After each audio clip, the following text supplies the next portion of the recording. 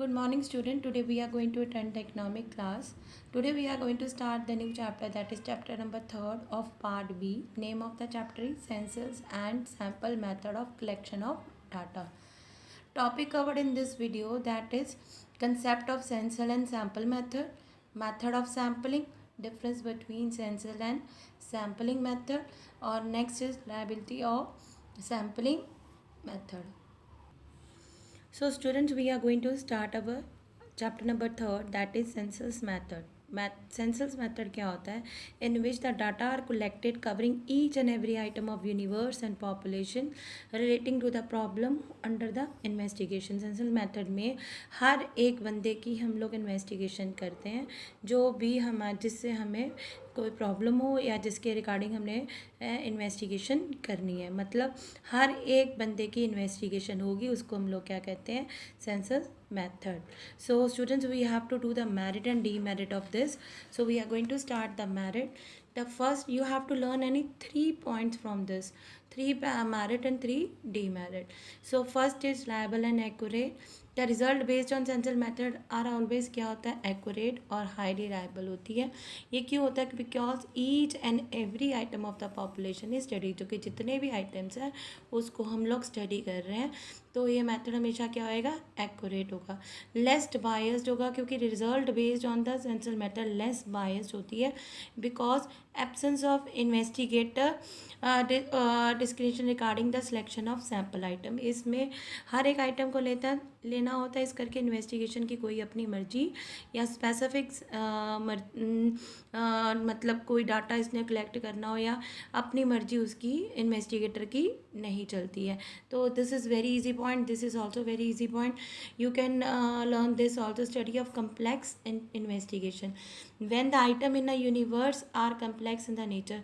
complex मतलब जिसमें बहुत सारे complex हो, बहुत सारी बीच में problems हो, तो it is necessary to study. हमें इसलिए हमें study each and every item को study करना पड़ता है. तो अंडर सेंसस मेथड हम लोग easily उस complex investigation को easily study कर सकते हैं.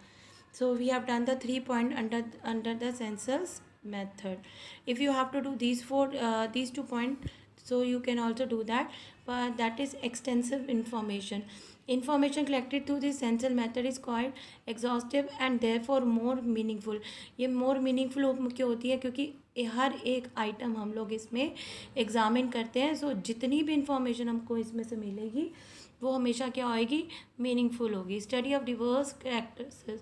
Bye using the census method one can study diverse characters of the universe. Different features के लोगों की भी हम इन्वेस्टिगेशन कर सकते हैं. So students, we have done 5 point, but you have to learn do only 3 points.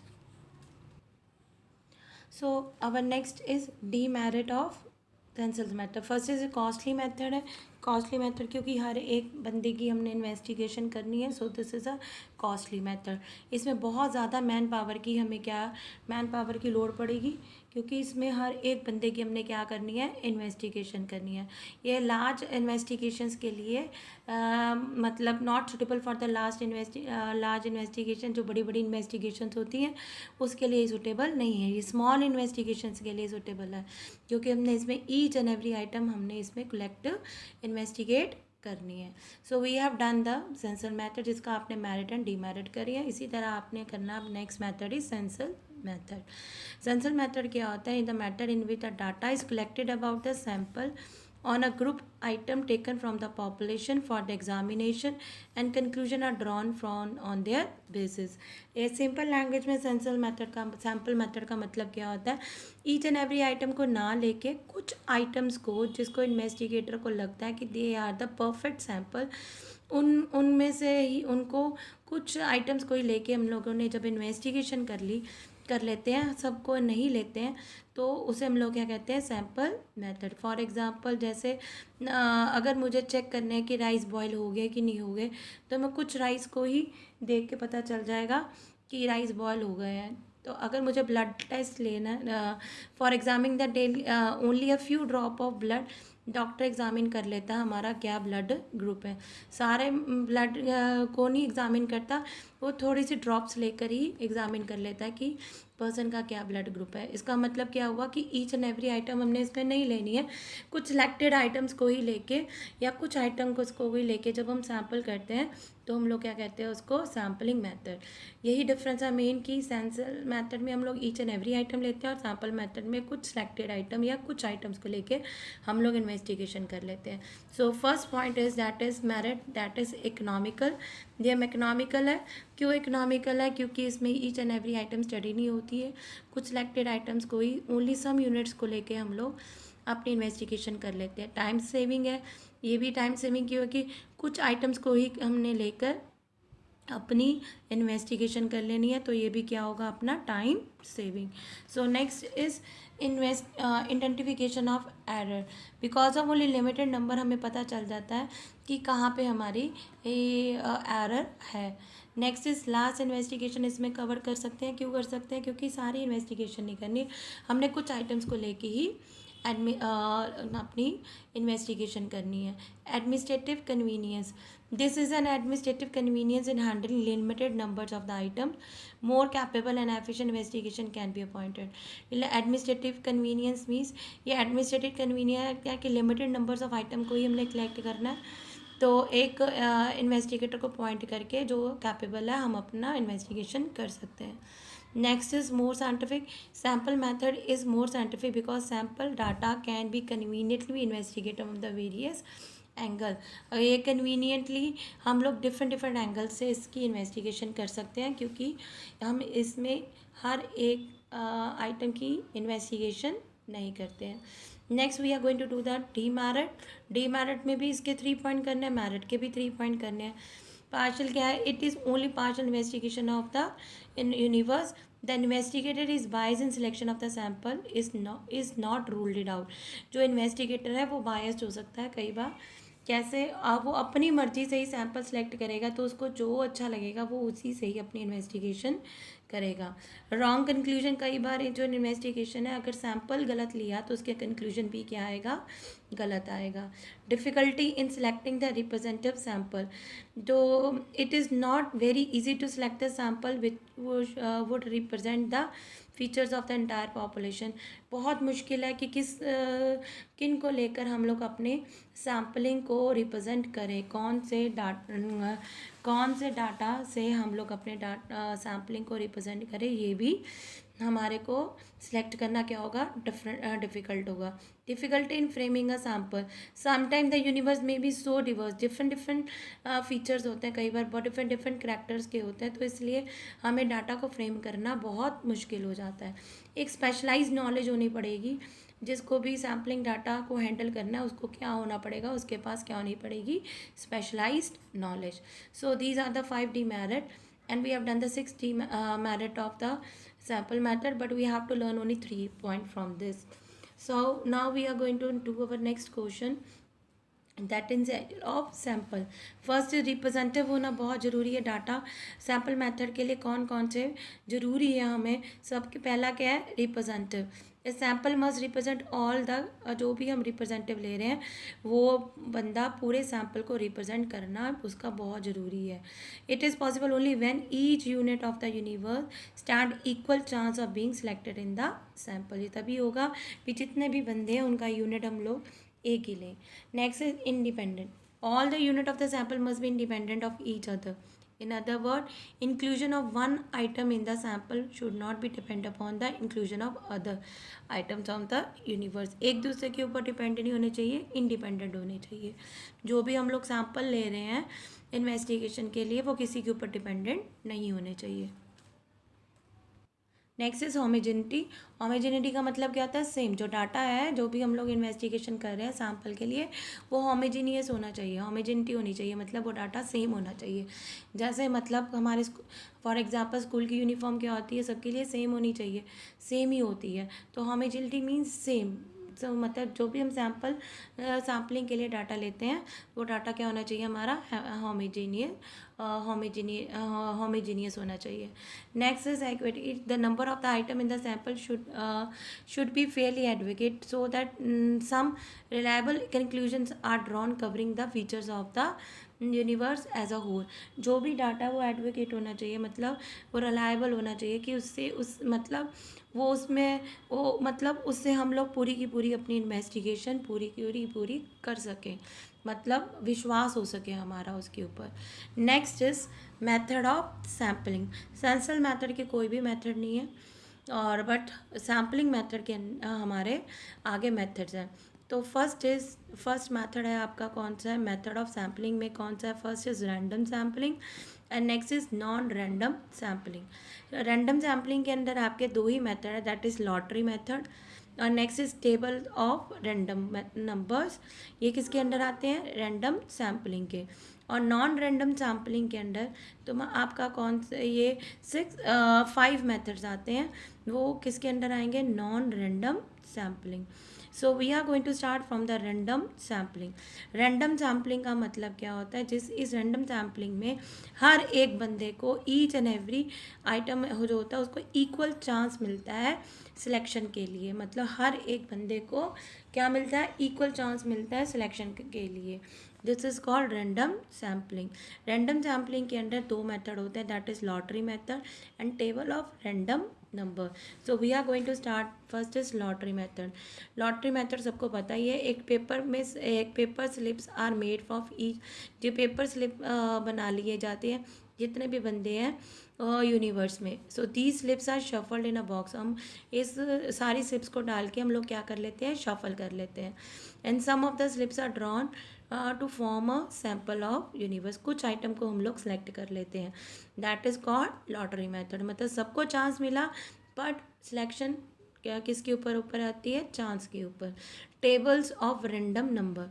Some statisticals have prepared a set of tables called a table of random number. कुछ statistical एक टेबल बना लिया जाता है जिसे हम लोग क्या कहते हैं? Tables of random number. A sample is framed with the reference to these table. और एक सैम्पल फ्रेम किया जाता है उस टेबल के बिहाफ पे। फॉर ऑल दीज टेबल हम लोग कि using for example using 41,600 figure the triplets has involve 1040 numbers comprising to the 4 unit of each. For this use of this method, all items are of the universe are first arrange in order. इसके लिए सबसे पहले हमको क्या करना पड़ेगा? जितने भी नंबर हम लोगों ने लिए हैं उसको क्या करना पड़ेगा? अरेंज करना पड़ेगा। So we have to do the merit and demerit also. तो first we are going to do the merit. ये जो है मेथड है वो पर्सनल बायस से क्या है? फ्री है। इसमें ईच एंड एवरी आइटम को क्या मिलता है? इक्वल चांस मिलता है। और यूनिवर्स क्या है? Get fairly represented by the sample. हर एक बंदे को प्रॉपर रिप्रेजेंटेशन मिलती है सैम्पल में। और एक सिंपल और स्ट्रेट फॉरवर्ड मेथड है। सो फर्स्ट मैथ सिर्फ पर्सनल बायस नहीं है, इसमें हर एक बंदे को चांस मिलता है और फेयरली रिप्रेजेंटेड होता है सैम्पल का। और वेरी सिंपल और स्ट्रेट फॉरवर्ड मेथड है। डी मेरिट क्या है? This matter does not gate guarantee of proportion representation of each. पर गारंटी नहीं होता कि कितने प्रपोर्शन मतलब अगर कितने प्रपोर्शन से हमने रिजल्ट को निकालना। अगर 100 बंदे हैं तो हमने 10 बंदे निकालने या 5 बंदे निकालने, इसका प्रपोर्शन निकालना की गारंटी नहीं होती है। Random sampling does not give the weightage to the certain important items of the universe. जो रैंडम सैम्पलिंग है वो मतलब वेटेज नहीं देता कि मतलब सबको सब होमोजीनियस होता है, एक जैसा ही लेते हैं। तो कुछ अगर कुछ बंदे स्पेसिफिक है उसको हम लोग कोई भी वेटेज नहीं दी जाती रैंडम सैम्पलिंग में। So we have done the random sampling. Random sampling में आपने lottery method, tables of random number किया, उसके merit and demerit. Now we are going to do the non-random sampling.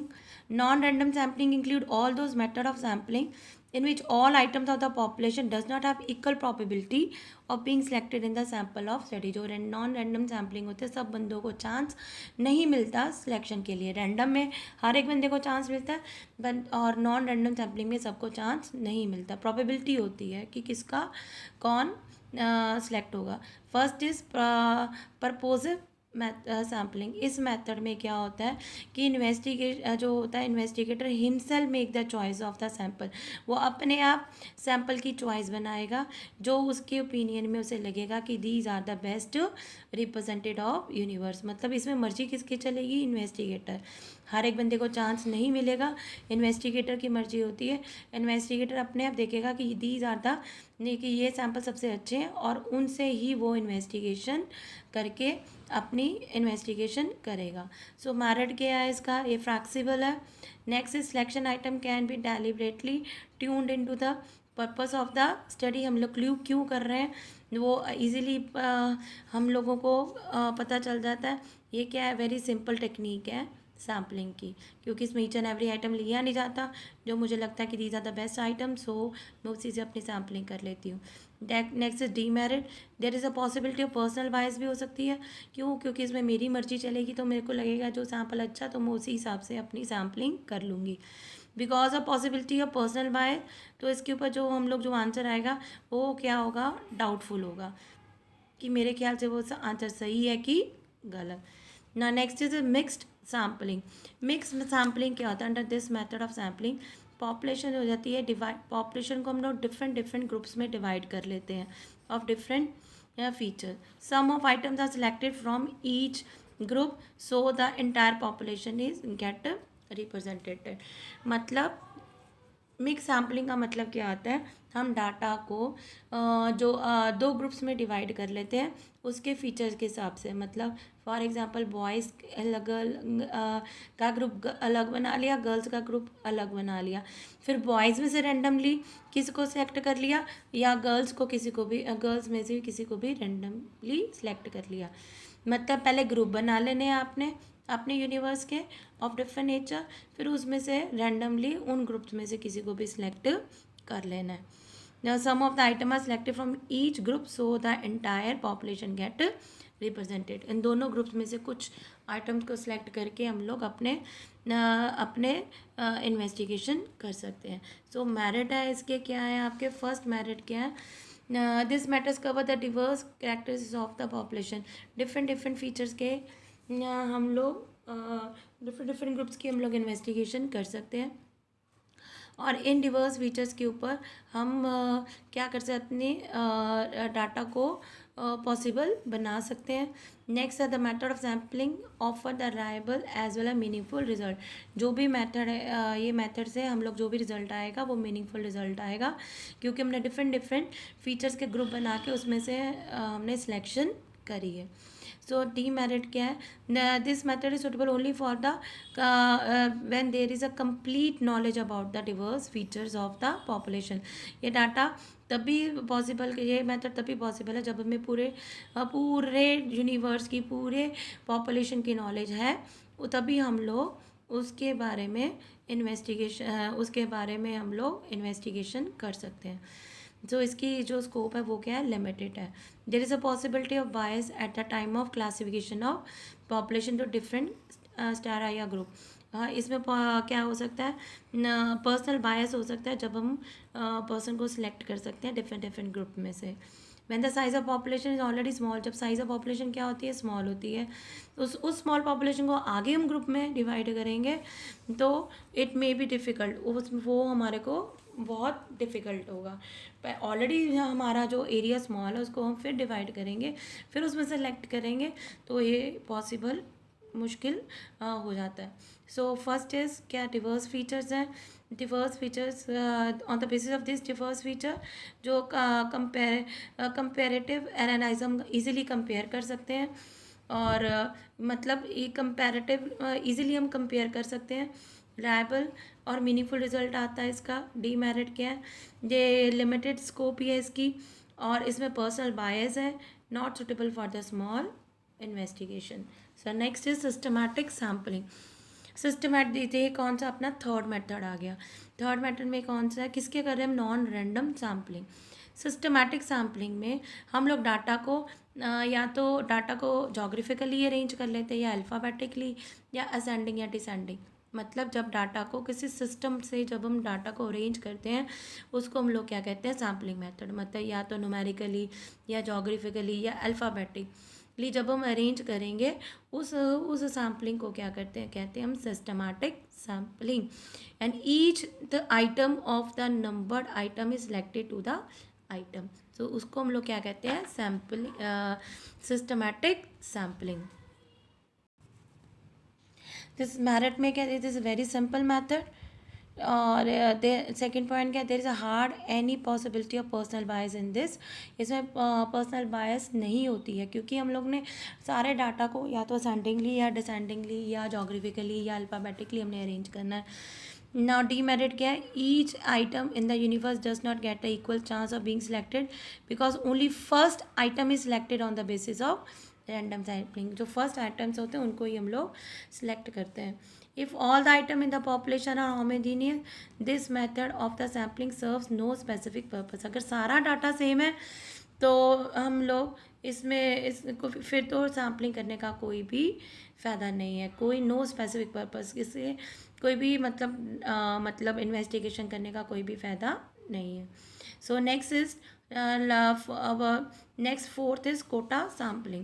In this a population is divided into different group or class according to the different features of the population. हम लोग इस sampling में क्या करते हैं, population को divide कर देते हैं डिफरेंट ग्रुप्स और क्लासेस में, और according to their different features of the population. मतलब जो भी सैम्पल है उसको हम डिफरेंट ग्रुप्स और क्लासेस में डिवाइड कर देंगे अकॉर्डिंग टू देयर फीचर। और फिर हम लोग क्या कर लेंगे, सम परसेंटेज उसकी फ़िक्स कर लेंगे टोटल पॉपुलेशन में से। मतलब कि इतनी पॉपुलेशन हमने लेनी है, इतनी पॉपुलेशन इसकी लेनी है, इतनी पॉपुलेशन इसकी लेनी है। सपोज अगर हम अगर हम +1 पूरी की देखते हैं तो हमने उसमें स्ट्रीम्स की देखें तो मेडिकल, नॉन मेडिकल, कॉमर्स और आर्ट, हमने कोटा फिक्स कर लेना है कि इतना हमने कॉमर्स में से लेना है, इतना हमने आर्ट्स में से लेना है, इतना मेडिकल और नॉन मेडिकल में लेना है। Further some quotas of the item is selected as a sample item is fixed for each group. फिर उनमें से हम लोगों ने कुछ आइटम सेलेक्ट करके अपनी इन्वेस्टिगेशन कर लेनी है। मतलब पहले हमने क्या कर लेना है, पूरी पॉपुलेशन को ग्रुप और क्लासेस में डिवाइड करने के बाद हर एक ग्रुप में से हम लोगों ने कुछ ना कुछ परसेंटेज डिसाइड कर लेनी कि इतने हम लोगों ने लेने हैं, और उससे हम लोगों ने अपनी इन्वेस्टिगेशन कर लेनी है। इसकी मेरिट क्या है, this method of the sampling is not expensive, ये एक्सपेंसिव नहीं है। और there is a high possibility of क्या है, personal bias in the selection of item. क्योंकि एक पर्सनल बायस क्यों है, क्योंकि हमने ग्रुप में से किसी को भी सिलेक्ट कर लेना है। Accordingly the liability of the result become questionable. तो जब पर्सनल बायस आ जाता है तो जो भी इन्वेस्टिगेशन होगी तो जो रिजल्ट आएगा वो क्या आएगा, क्वेश्चनेबल, मतलब डाउटफुल कंक्लूजन आएगा। Next last is convenient sampling. In this method, the sample is done by the investigator in such a manner that suit his convenience. मतलब इन्वेस्टिगेटर को इधर उधर जाने की लोड़ नहीं है, जो उसको लगता है कि हाँ ये these are the best sample, कि ये मतलब ये इनसे मेरी इन्वेस्टिगेशन हो जाएगी, तो वो उन्हीं से लेके अपनी सैम्पलिंग को कर लेता है। मतलब उसको ना इधर उधर जाने की, जो जिसमें उसको कन्वीनियंट है कि हाँ इनसे लेके मैं अगर इन्वेस्टिगेशन कर लूँगी तो वो क्या हो जाएगा आपका convenient sampling. For example, an investigator may select a sample of a teachers merely by referring to the college prospectus. College prospectus से ही उसे टीचर की मतलब अपनी इन्वेस्टिगेशन कर ली। दिस मैथड क्या है, सिंपलेस्ट है और लीस्ट एक्सपेंसिव है, बिकॉज बट अनसाइंटिफिक भी है और अनरिलायबल भी है। क्यों अनसाइंटिफिक और अनरिलायबल है, क्योंकि अपनी मर्जी से वो जिसको उसको कन्वीनियंट है उसने अपना इन्वेस्टिगेशन कर लिया। It depend too much on the witness of the it depend too much on the इम्यूनेटर। ये किसके ऊपर डिपेंड करता है, इम्यूनेटर के ऊपर। मतलब कन्वीनियंट सैम्पलिंग वो होगी जिसके लिए तुम लोगों को कहीं इधर उधर जाने की लोड़ नहीं है, जो जिससे इन्वेस्टिगेटर जिससे जो चीज़ उसको कंफर्टेबल है उससे उसने अपनी इन्वेस्टिगेशन कर ली, इधर उधर वो नहीं जाएगा, जिसको लगेगा कि हाँ इनसे करके मैं अपनी इन्वेस्टिगेशन कर लूँगी।